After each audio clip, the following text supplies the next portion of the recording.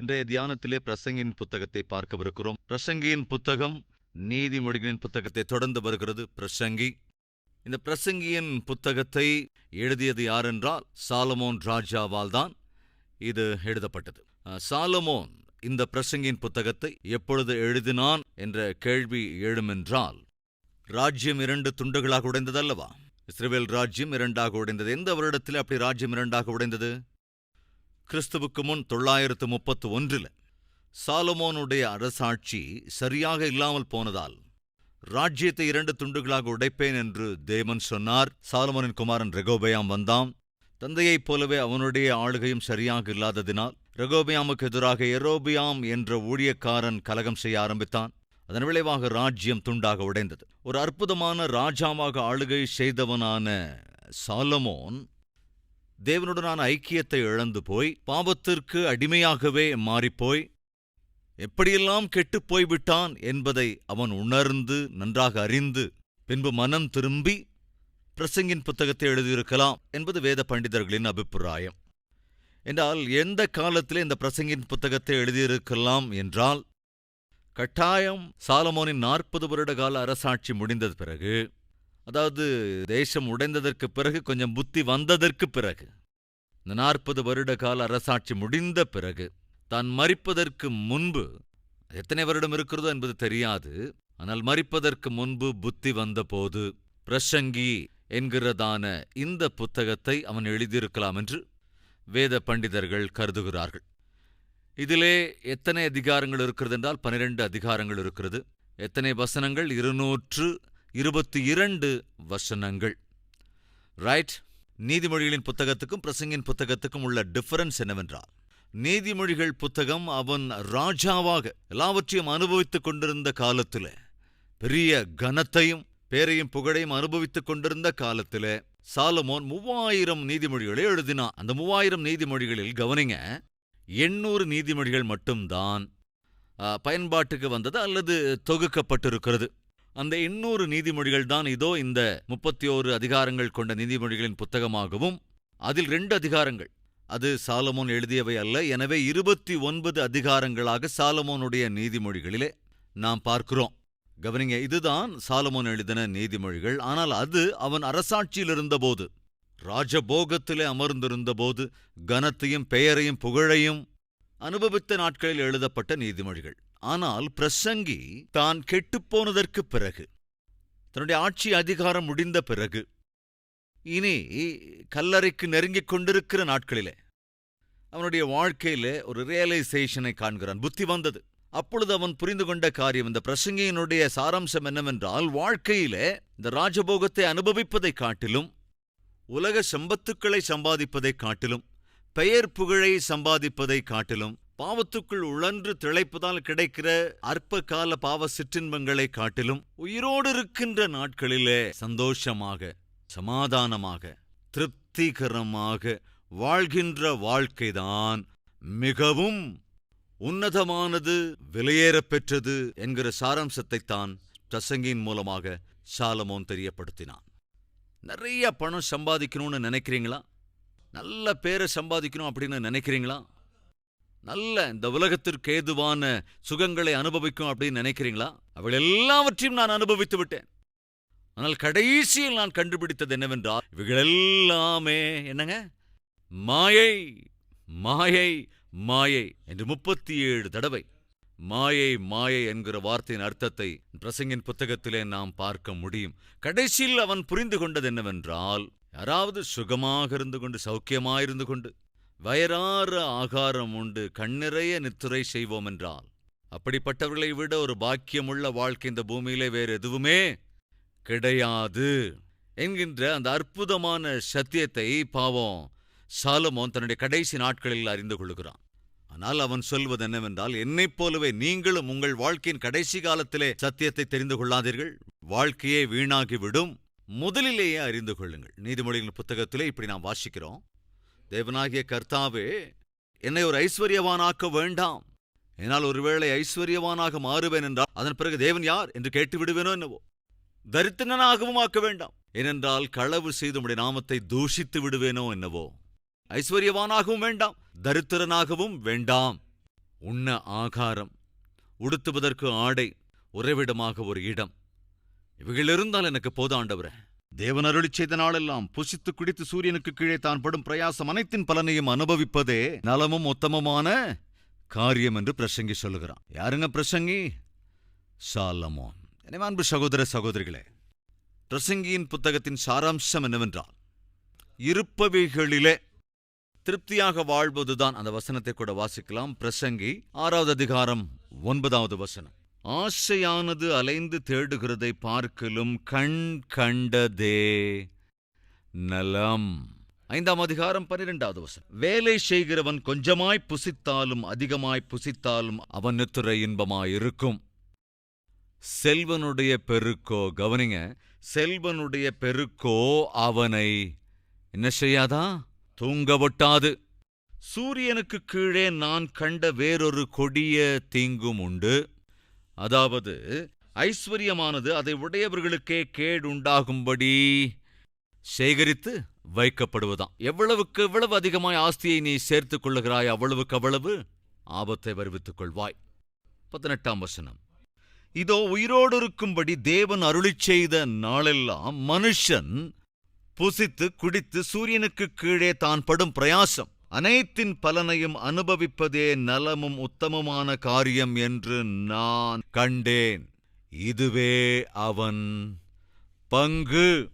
தேவன் ஐஸ்வர்யத்தையும் சம்பத்தையும் எவனுக்கு கொடுத்திருக்கிறாரோ அவன் அதிலே புசிக்கவும் தன் பங்கை பெறவும், கவனிங்க, தன் பங்கை பெறவும் தன் பிரயாசத்திலே மகிழ்ச்சியாயிருக்கவும் அவனுக்கு அதிகாரம் அளிப்பது, கவனிங்க, அவனுக்கு அதிகாரம் அளிப்பது தேவனுடைய அனுக்கிரகம். அவனுடைய இருதயத்திலே மகிழும்படி தேவன் அவனுக்கு அனுக்கிரகம் பண்ணுகிறபடியினால் அவன் தன் ஜீவனுள்ள நாட்களை அதிகமாய் நினையான். இதுதான் சாராம்சம். பிரசங்கின் சாராம்சம் என்னவென்றால், நல்ல பணம் சம்பாதிக்கணும்னு நினைக்கிறீங்களா? நல்ல சுகபோகத்தில் அப்படியே திளைக்கணும்னு ஆசைப்படுறீங்களா? பெயர் புகழுக்காக போராடுறீங்களா? தன கனத்துக்காக ஓடுறீங்களா?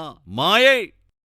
எல்லாவற்றையும் நான் அனுபவித்தேன். கடைசியிலே எனக்கு புரிந்தது என்னவென்றால், வயறார உணவுண்டு கண்ணார உறக்கம் கொண்டு சுகத்தையும் சந்தோஷத்தையும் சமாதானத்தையும் கொண்டிருக்கிற ஒரு ஏழையினுடைய வாழ்க்கைதான் மகாபாக்கியம். மனது ஏதேதோ ஆசைப்பட்டு ஓடுவதைக் காட்டிலும் இருப்பதைக் கொண்டு திருப்தியாக வாழ பழகுவதுதான் மேன்மையானது.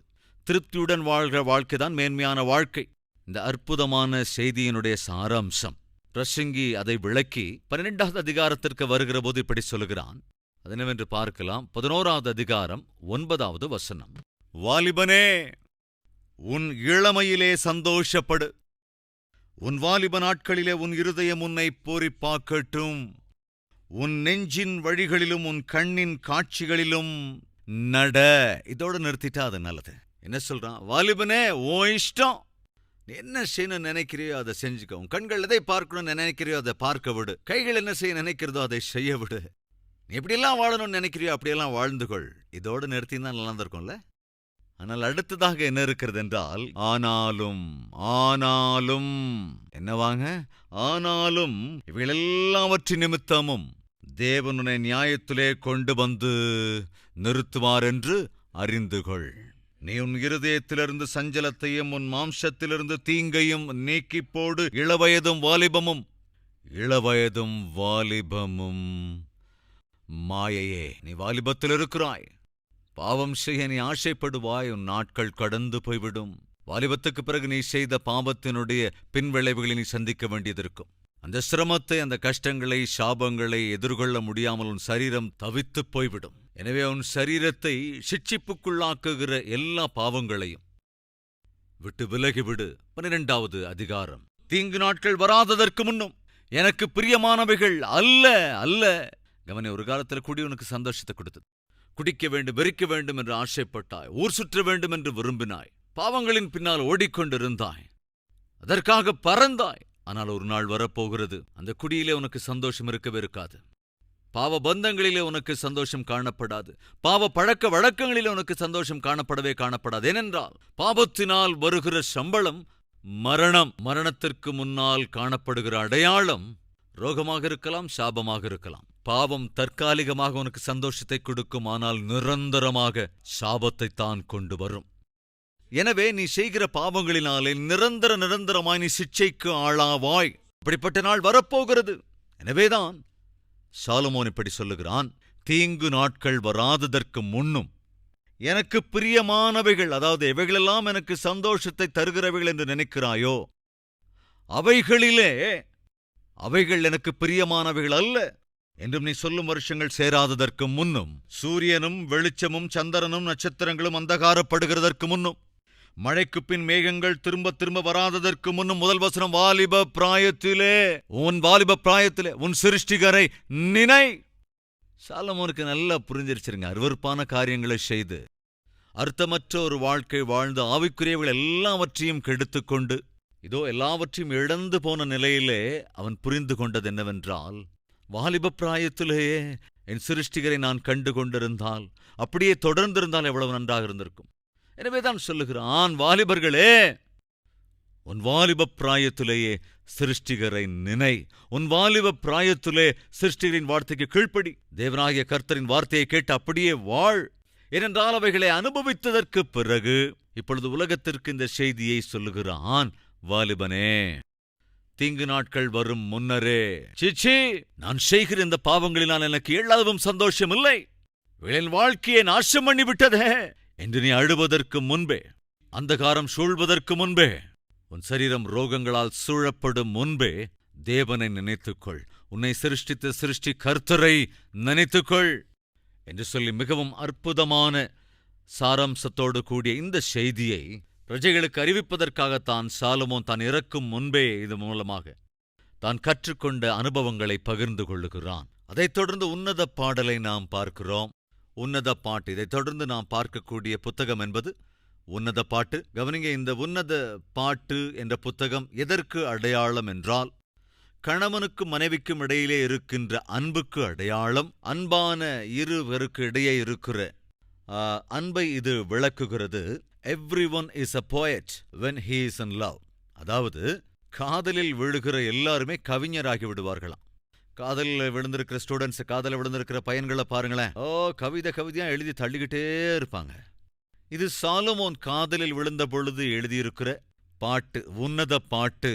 அவர் வாய் மிகவும் மதுரமாயிருக்கிறது. அவர் முற்றிலும் அழகுள்ளவர். இவரே என் நேசர், எருசலேமின் குமாரத்திகளே, இவரே என் சிநேகிதர். அவருடைய வாய் மிகவும் மதுரமாயிருக்கிறது. தேவனுடைய வார்த்தைக்கு இது அடையாளம்.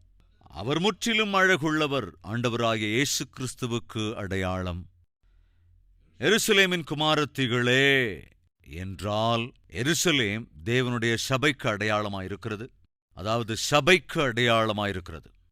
இவரே என் நேசர், இவரே என் சிநேகிதர், இது சாட்சிக்கான அடையாளம். எவ்வளவு அற்புதம் பாருங்க.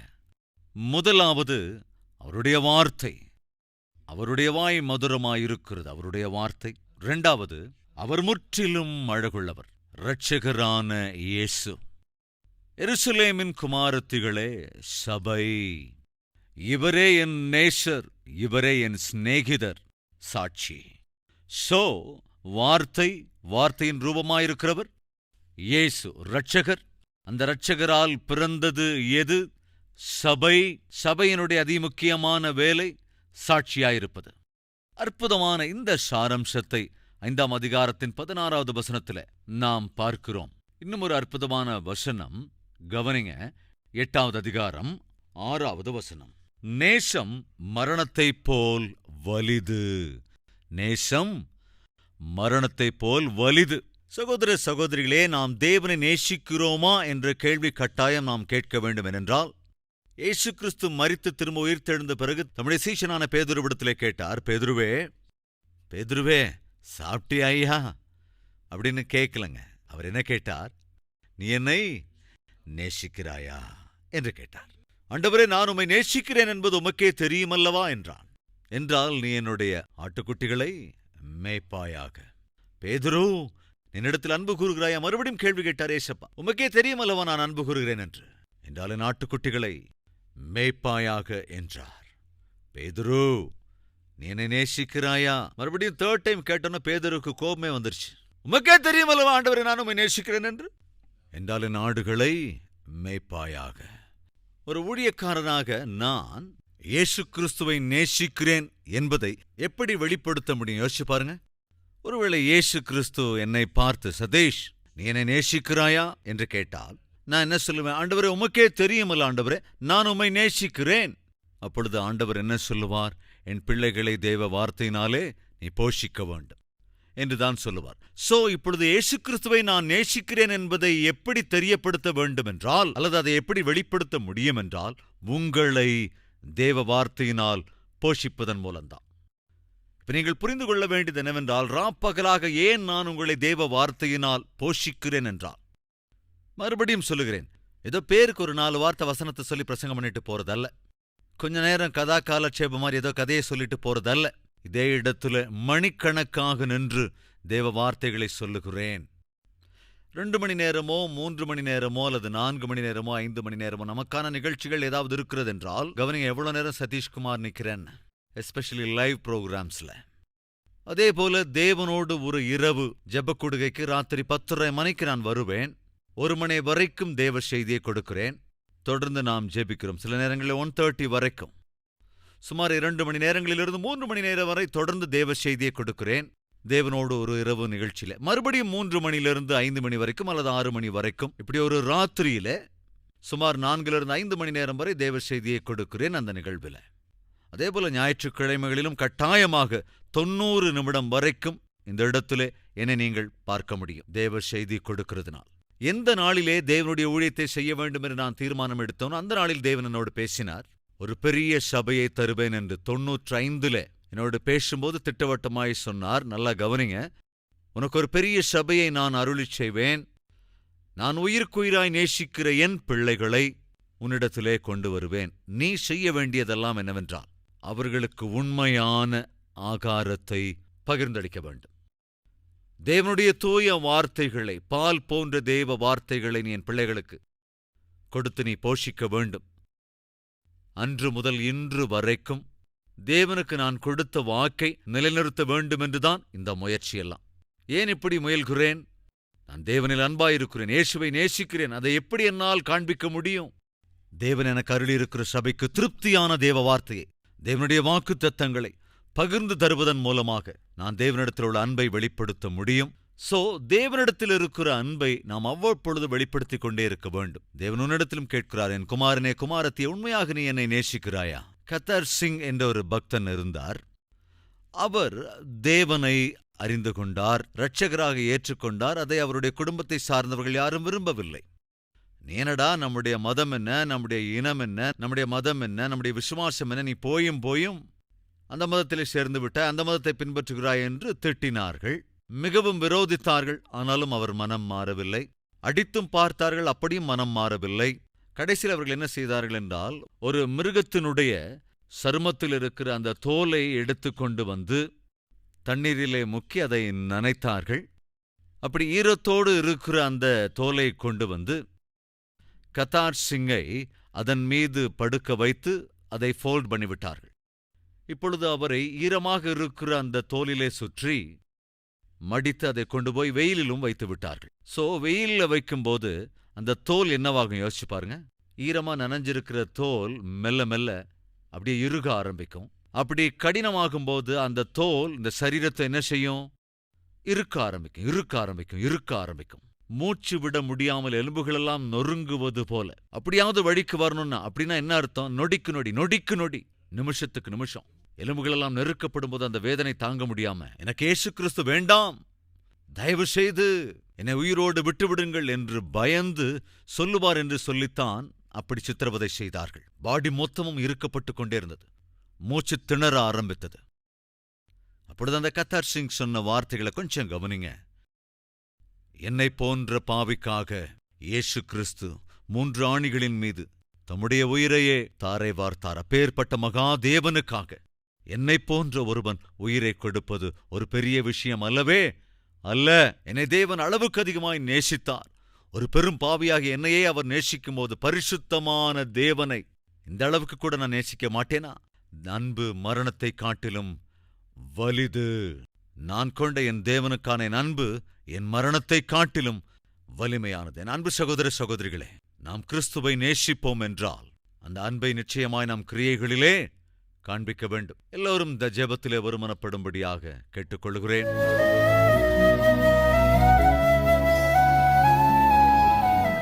எங்கள் அன்பின் பிதாவே, பிரசங்கி சொல்லுகிறான், சாலமோன் சொல்லுகிறான், உள்ளவைகளில் திருப்தியாய் வாழ்வதுதான் நல்லது. நேர்த்தியாய் உணவு உண்ண முடிந்து, நிம்மதியாய் தூங்க முடிந்து, நேர்த்தியாய் எவைகள் இருக்கிறதோ அவைகளிலே சுகமாய் சந்தோஷமாய் வாழ்ந்து முன்னேறுவதுதான் பெரிய ஆசீர்வாதம். வாலிப பிராயத்தில் ஆண்டவர் உம்மை நினைப்பதுதான் எங்கள் பாக்கியம். அதேபோல் ஆண்டவரே, உம்மிடத்திலே நாங்கள் காட்டுகிற அன்பு வலிமையான அன்பு, மரணத்தை காட்டிலும் வலிமையானது உம்முடைய அன்பு. ஆண்டவரே, உம்முடைய மரணத்தின் மூலமாக உம்முடைய அன்பை எங்கள் மீது காட்டுவதற்காக, மரிப்பதற்காகவே நீர் இறங்கினீர். அப்பேற்பட்ட உம்மை நேசிப்பதற்கு ஆண்டவரே எப்பொழுதும் தயாராக இருக்கக்கூடிய கிருபையும் அப்பேற்பட்ட மனதையும் எங்கள் ஒவ்வொருவருக்கும் அருள வேண்டும் என்று இயேசுவின் நாமத்தில் வேண்டிக் கொள்கிறோம் பிதாவே. ஆமென்.